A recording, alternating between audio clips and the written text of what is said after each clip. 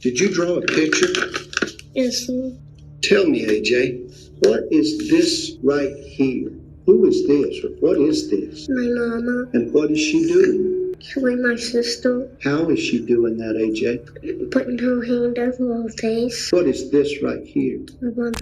Imagine uma mãe acusada de um crime cruel e seu filho de apenas 6 anos sendo a única testemunha capaz de revelar a verdade. Um caso envolto em mistérios, evidências inquietantes e relatos que dividiram opiniões. O que de fato aconteceu naquele dia? Descubra todos os detalhes agora.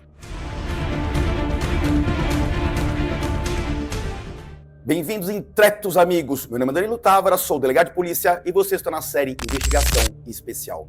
Mas antes de continuar, faça a inscrição, deem um like, compartilhem e permaneça até o fim. Vocês não se arrependerão, eu prometo. Amanda Luz trabalhava como assistente de enfermagem em um pequeno posto de saúde na cidade onde vivia. Sua rotina era dedicada. Ela sempre encontrava tempo para cuidar dos seus 2 filhos, Adriana e AJ. A família morava na pequena cidade da Flórida, um lugar tranquilo, com apenas 350 habitantes, em uma região do interior muito silenciosa e pacata, perfeita para criar as crianças. Adriana nasceu em 16 de setembro de 1999. Era uma criança extremamente feliz, sempre sorridente e cheia de energia. Gostava de brincar o tempo todo. Amanda sempre dizia que a Adriana era como sua sombra, falava e agia como ela, sendo muito semelhante em tudo. Já AJ, que tinha 6 anos na época, era um pouco mais calmo, mas igualmente feliz. Ele gostava de brincar sozinho, mas estava sempre de bom humor. No dia 8 de agosto de 2007, a Amanda chegou em casa após um longo dia de trabalho. Como de costume, os filhos estavam brincando e assistindo desenhos na televisão.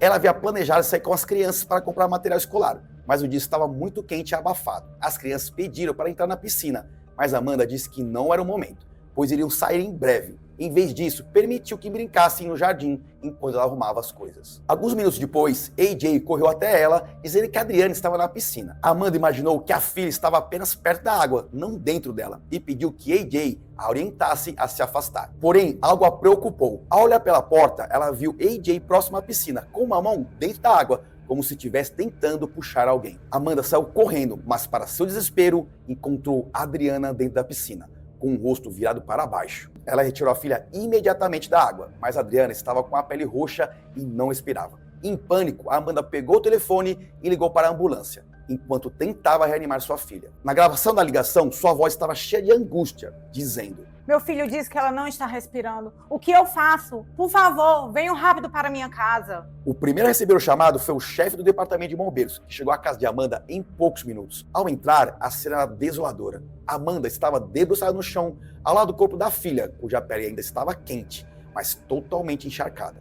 Adriana já não respirava e a Amanda estava em pânico, chorando e implorando por ajuda. O bombeiro iniciou manobras de ressuscitação por alguns minutos, mas diante da gravidade da situação, decidiu levá-la imediatamente para o hospital, onde a equipe médica teria mais recursos. No hospital, os médicos trabalharam por cerca de 1 hora tentando ressuscitar a Adriana. Eles chegaram a conseguir uma pulsação muito fraca, mas que não se sustentou por muito tempo.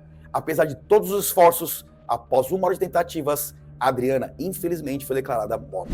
A investigação da polícia concluiu inicialmente que a morte de Adriana foi um trágico acidente. Segundo a primeira análise, ela teria ido à piscina para brincar ou tentar limpar alguns bichos que estavam na água. Ao se debruçar, ela teria perdido o equilíbrio e caído. Como a escada da piscina não estava guardada no galpão, a Adriana não conseguiu sair. Durante a queda, ainda teria batido a cabeça no fundo da piscina, o que contribuiu para o afogamento. Com essas evidências, a polícia deu o caso como um acidente, considerando-o solucionado. Aqui no Brasil, segundo preceitua o artigo 18 do Código de Processo Penal, depois de ordenado o arquivamento do inquérito pela autoridade judiciária por falta de base para a denúncia, a autoridade policial poderá proceder às novas pesquisas, se de outras provas tiver notícia. No entanto, dias depois, uma nova versão surgiu através do avô de Adriana. Ele relatou à polícia uma história que o outro filho de Amanda, AJ, havia contado.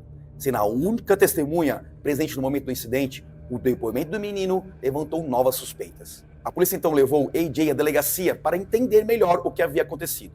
Durante o depoimento, o menino relatou uma história completamente diferente da narrativa de acidente apresentada pela mãe. Segundo AJ, a Adriana teria começado a mexer em um frasco de limpa-vidros na casa, o que teria deixado a Amanda muito irritada. Em um acesso de raiva, a Amanda teria pego a menina e a jogado dentro da piscina, mesmo sabendo que ela tinha medo de água. AJ contou que a Adriana começou a gritar e chorar enquanto se debatia na água, mas a Amanda teria segurado a cabeça da filha debaixo da água para silenciá-la. Infelizmente, a menina não resistiu.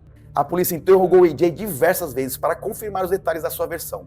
No entanto, o menino apresentou contradições ao responder algumas perguntas. Em um primeiro momento, quando perguntado se ele havia visto toda a cena que relatou, AJ disse que não, justificando que se tivesse visto, estaria encrencado. Contudo, quando a mesma pergunta foi repetida mais tarde, AJ mudou sua resposta, afirmando que tinha visto tudo em um ponto próximo à entrada da casa, enquanto estava em uma árvore ao lado de uma lata de lixo. Essas inconsistências nas declarações do menino levaram a polícia a questionar sua credibilidade.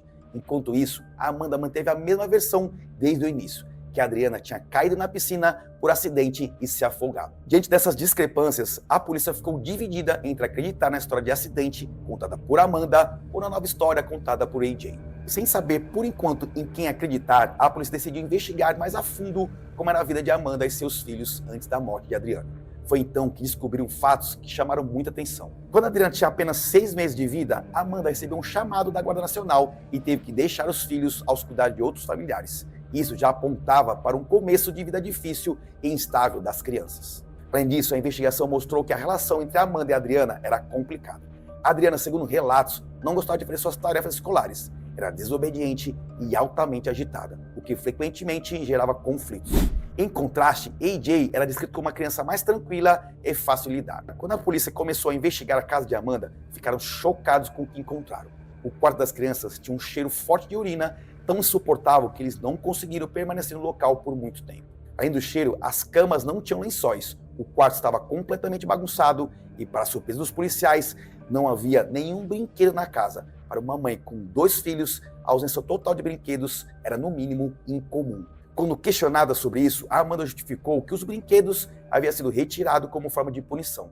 Segundo ela, as crianças estavam desobedecendo e precisavam aprender uma lição. Por isso, ela havia guardado todos os brinquedos no galpão e disse que os devolveria depois de uma semana como parte do castigo. A polícia não havia examinado o galpão, local onde a escada da piscina estava guardada e onde supostamente os brinquedos das crianças também estariam. No hospital, uma das médicas que tentaram ressuscitar Adriana por cerca de 1 hora compartilhou um detalhe intrigante. Quando informou a Amanda que a filha não existiu, a mãe não demonstrou nenhuma reação. A Amanda permaneceu em silêncio, séria e sem chorar ou dizer qualquer palavra. Essa falta de emoção contrastava com o desespero que ela havia demonstrado ao ligar para a emergência e com a cena que o bombeiro presenciou ao chegar na casa. Essa mudança no comportamento de Amanda chamou a atenção da polícia, levantando mais suspeitas sobre o que realmente teria acontecido. No entanto, ao conversar com familiares, os investigadores ouviram uma defesa firme sobre Amanda. Eles disseram que essa frieza não era algo relacionado ao que ela sentia por Adriana, mas sim um traço de sua personalidade. Segundo os familiares, Amanda era uma pessoa naturalmente reservada e contida, mas isso não significava que ela não amasse a filha. Todos eles afirmaram que Amanda amava muito a Adriana e que jamais faria mal à menina. Diante disso, a polícia decidiu submetê-la a um teste de polígrafo. Amanda passou no teste, o que indicava que, ao menos para o aparelho, ela não estava mentindo. Aqui no Brasil, o suspeito ou acusado em inquérito ou processo penal não pode ser punido por mentir ou omitir informações, com base nos seguintes fundamentos: princípio da autodefesa, garantia constitucional do direito ao silêncio e à ampla defesa, direito à não incriminação, ninguém é obrigado a produzir prova contra si mesmo, conforme o Pacto de São José da Costa Rica. Inexistência de crime, não há no Código Penal qualquer tipificação que penalize a mentira do acusado. Voltando aqui, mesmo assim, os policiais não estavam convencidos e decidiram continuar a investigação. Como parte desse processo, um especialista foi chamado para analisar os depoimentos de AJ. Ao rever as imagens da primeira entrevista com o menino, o especialista notou vários problemas. Primeiro, os policiais que o interrogaram não eram treinados para entrevistar crianças. As perguntas foram mal formuladas e não estimularam um relato coerente. O especialista afirmou que essa abordagem pode ter influenciado as respostas de AJ. O especialista então conversou novamente com AJ, usando uma metodologia apropriada para crianças. O menino recontou a mesma história que havia relatado anteriormente, incluindo a parte onde acusava a mãe de ter afogado a irmã. A única mudança foi em relação ao local e onde ele teria visto o acidente. Aqui vale um comentário. No estado de Santa Catarina, temos os psicólogos policiais. São policiais treinados para desenvolver esse papel. Voltando, essas contradições levaram a polícia a suspeitar que AJ poderia ter sido induzido por alguém a contar essa versão. O primeiro suspeito de indução foi Charles Burns, o padrasto de Amanda e avô de AJ. Charles chegou à casa de Amanda cerca de 30 minutos após o acidente e passou 15 minutos a sós com o neto. Quando questionado pela polícia sobre o que havia conversado com AJ nesse tempo, Charles disse que apenas perguntou ao menino o que tinha acontecido e lembrou de sempre contar a verdade. Foi nesse momento que, segundo Charles, AJ lhe disse que a mãe havia afogado Adriana na piscina. Essas novas informações acrescentaram mais um elemento de possibilidade ao caso. A polícia começou a considerar que AJ poderia ter sido influenciado pelo avô, o que poderia ter alterado sua percepção dos fatos. No entanto, essa linha de investigação ainda precisava ser aprofundada para chegar a uma conclusão definitiva. A relação entre Amanda e seu padrasto, Charles Burns, foi sempre conflituosa. Segundo relatos, eles não se davam bem e constantemente discordavam sobre assuntos familiares. Charles era crítico em relação à maneira como Amanda criava seus filhos, afirmando que não era uma boa mãe em vários aspectos. Ele dizia que Amanda deixava as crianças com fome por horas e que era muito rígida, principalmente com Adriana. Essas afirmações reforçavam uma imagem negativa sobre Amanda, o que levou a polícia a considerar a possibilidade de que essa dinâmica familiar tumultuada pudesse ter influenciado a investigação. Havia então duas linhas de investigação. Primeiro, considerando que Amanda não tinha uma boa relação com Charles, ele poderia ter motivos para induzir AJ a contar uma história que a incriminasse. A outra, as afirmações de Charles sobre os maus tratos das crianças, levantavam sérias dúvidas sobre a conduta de Amanda como mãe. Essa dualidade de possibilidades colocava a investigação em um impasse. A polícia não sabia se devia acreditar na defesa de Amanda, que mantinha a narrativa de acidente, ou nas acusações indiretas de Charles e no depoimento de AJ, que poderia ter sido influenciado por um motivo pessoal. Durante a investigação, a polícia descobriu um detalhe relevante sobre o passado de Amanda. Adriana não foi a primeira filha que ela perdeu. Aos 17 anos, Amanda teve o primeiro filho, Alex. Segundo a mãe de Amanda, naquela época, ela era uma jovem muito nova, praticamente uma criança cuidando de outra. Mesmo assim, descrevia Amanda como uma mãe carinhosa e atenciosa. No entanto, quando Alex tinha 1 ano e 4 meses, ele faleceu de forma súbita. Amanda contou à polícia que o deixou dormindo na cama por alguns segundos, enquanto saiu do quarto. Mas quando voltou, ele estava no chão, sem respirar. A autópsia, na época, concluiu que Alex teria sofrido uma convulsão, o que teria causado sua morte. Embora o caso tenha sido arquivado como um trágico acidente, essa nova informação levantou mais suspeita entre os investigadores. A morte de um segundo filho sob circunstâncias difíceis criou um padrão que a polícia não pôde ignorar. Embora não houvesse provas claras de envolvimento de Amanda na morte de Alex, essa informação se tornou mais um elemento a ser analisado. Um mês após o incidente na piscina, as provas angariadas fizeram com que Amanda fosse presa e acusada de homicídio. Contar uma história aqui para melhor elucidar o que eu estou narrando. Em 2019, um pai em São Paulo, ao manobrar seu veículo dentro de casa, acidentalmente atropelou e matou seu filho de 2 anos. O acidente ocorreu de forma involuntária e dentro do ambiente doméstico. Decidiram não prosseguir com a denúncia com base no artigo 121, parágrafo 5º do Código Penal. No caso de homicídio culposo, o juiz poderá deixar de aplicar a pena se as consequências da infração atingirem o próprio agente de forma tão grave que a sanção penal se torne desnecessária. Continuando aqui, a defesa de Amanda, no entanto, seguia firmemente alegando que ela não poderia ser condenada por um crime que não cometeu, argumentando que a acusação precisava provar, sem sombra de dúvidas, que ela havia sido a responsável pela morte de Adriana. Para isso, a promotora seguiu usando como base a única testemunha do caso, AJ, que tinha apenas 6 anos na época do acidente. 6 meses após o acidente, com 7 anos completados, AJ foi levado ao tribunal para depor. A situação foi extremamente controversa. AJ, uma criança de apenas 7 anos, foi colocado em uma cadeira no tribunal. Fez o juramento de dizer a verdade e foi questionado como se fosse um adulto. Ele teve que enfrentar um ambiente intimidador, com advogados, juízes e um júri formado por pessoas desconhecidas, todos olhando para ele. A decisão de tratar uma criança como testemunha-chave dividiu opiniões. Por um lado, havia o fato de que AJ era a única pessoa que, além de Amanda, estava presente no momento do incidente. Por outro lado, a sua idade e a fragilidade de suas declarações levantaram questões sobre a confiabilidade e a ética de usar um menino tão jovem em um julgamento dessa magnitude. AJ entrou no tribunal acompanhado por um advogado da acusação. Ele foi levado até a cadeira de testemunhas, um ambiente totalmente intimidador para uma criança tão jovem. Havia muitas pessoas presentes, advogados, juízes, o júri e outros adultos desconhecidos. O clima era tenso e AJ parecia nervoso. O menino não percebeu que sua própria mãe, Amanda, estava sentada perto dele, logo à sua esquerda. Durante o depoimento, perguntaram a AJ: "Você sabe se sua mãe está aqui hoje?" Ele respondeu com firmeza: "Não, senhor." O juiz, surpreso, perguntou: "Onde você acha que ela está?" AJ respondeu: "Na cadeia." Foi nesse momento que o juiz informou ao menino que sua mãe estava assim, presente ao tribunal. Quando AJ olhou para o lado e reconheceu Amanda, ele começou a chorar incontrolavelmente. Foi uma cena de partir o coração. Várias pessoas no tribunal também se emocionaram, incluindo os advogados e os membros do júri. Provavelmente, para Amanda, foi um dos momentos mais difíceis de sua vida. Ver seu filho após 6 meses sem poder falar ou abraçá-lo, e agora ele chorava desesperado diante dela. Depois de se acalmar, AJ prosseguiu com seu testemunho. Ele recontou a mesma história que havia relatado 6 meses antes. Alegou que Amanda havia jogado Adriana na piscina e segurado sua cabeça debaixo d'água. AJ levou um desenho feito por ele para ajudar a explicar os eventos. No desenho, ele apontou cada elemento.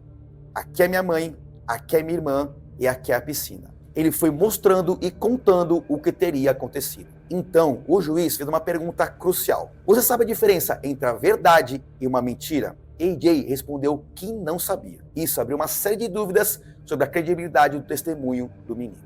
Os advogados continuaram fazendo perguntas, incluindo ainda uma que AJ havia respondido de forma diferente no passado. Você estava dentro de casa ou fora quando tudo aconteceu? A resposta mudava dependendo do momento. Ora ele dizia que estava dentro, ora fora. Essas inconsistências levaram ainda mais incertezas ao caso. Após um longo depoimento cheio de perguntas repetitivas, AJ finalmente saiu do tribunal acompanhado do advogado da acusação. Antes de AJ ir embora, ele olhou para sua mãe e acenou um tímido tchauzinho. Foi mais um momento marcante para todos no tribunal, especialmente para Amanda, que não podia fazer nada além de assistir. Após o depoimento de AJ, o júri reconheceu que muitas das coisas que o menino descreveu coincidiam com as evidências encontradas pela polícia na cena do crime. Além do depoimento de AJ, outras pessoas foram chamadas para testemunhar, incluindo a própria mãe de Amanda. Em seu relato, ela disse que Adriana tinha um medo extremo de água, o que tornava a hipótese de que ela teria ido à piscina por conta própria algo muito improvável. Uma criança que tem pavor de água não entraria ou mexeria na piscina sozinha, segundo a avó. Alguns colegas de trabalho de Amanda também deporam e um relato em especial chamou a atenção. 3 meses antes do incidente, Amanda estava visivelmente irritada porque Adriana havia riscado o banco do seu carro novo com uma caneta permanente. Segundo os colegas, ela teria dito que não aguentava mais e que ia matar a própria filha. Quando questionada no tribunal, Amanda afirmou que essas palavras não deviam ser levadas ao pé da letra, que havia falado no calor do momento que não tinha intenção real de fazer mal à sua filha. Durante seu próprio testemunho, Amanda manteve a mesma versão que defendia desde o início, que tudo foi um acidente. Ela negou ter jogado Adriana na piscina e insistiu que a menina teria caído por conta própria. Entretanto, a acusação apresentou uma prova que fortaleceu a suspeita contra Amanda. Marcas roxas na testa de Adriana, encontradas quando ela chegou ao hospital.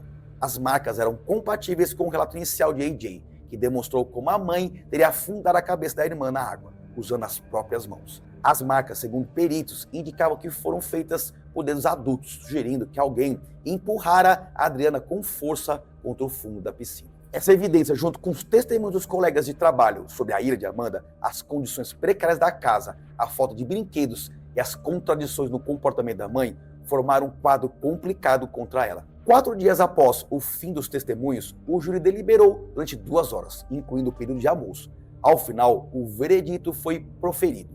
Amanda foi considerada culpada pelo homicídio da própria filha, Adriana. Em 2010, Amanda entrou com uma ação para recorrer da decisão do júri que a condenou à prisão perpétua. No entanto, seu pedido foi negado, mantendo a sentença original. Na época, Amanda deu uma entrevista que ainda pode ser encontrada aqui no YouTube. Durante a entrevista, foi questionada sobre o que aconteceu com seu filho AJ após sua prisão. Ao ser perguntada sobre ele, Amanda disse que seu maior sonho era sair da prisão e se reunir novamente com seu filho. A entrevistadora então perguntou se ela sabia que AJ havia sido adotado. Visivelmente surpresa, Amanda negou, respondendo: "Não, eu não sabia." A entrevistadora então revelou que AJ tinha sido adotado. Por alguns segundos, Amanda ficou em silêncio, absorvendo a informação. Logo em seguida, ela disse que não sabia dessa situação e que isso mudava tudo para ela. Com uma voz abafada pela emoção, Amanda afirmou que seu único propósito era conseguir sair da prisão e recuperar a guarda do seu filho. Agora, ao descobrir que ele havia sido adotado, ela confessou que não tinha mais motivação para continuar lutando. Suas palavras refletiram a desistência e o profundo desencanto de uma mãe que, além de enfrentar a condenação, percebeu que perdeu o último laço que a ligava à vida fora da prisão. Segundo relatos, AJ está muito bem adaptado à sua nova vida ele é descrito como uma criança feliz que tem se destacado na escola e construído laços fortes com sua família adotiva. Chega ao fim mais um episódio da série Investigação Especial. Espero que tenham gostado. Não esqueça de fazer sua inscrição, dar o like e compartilhar. E também comentem. Um grande abraço, permaneça com Deus e até a próxima.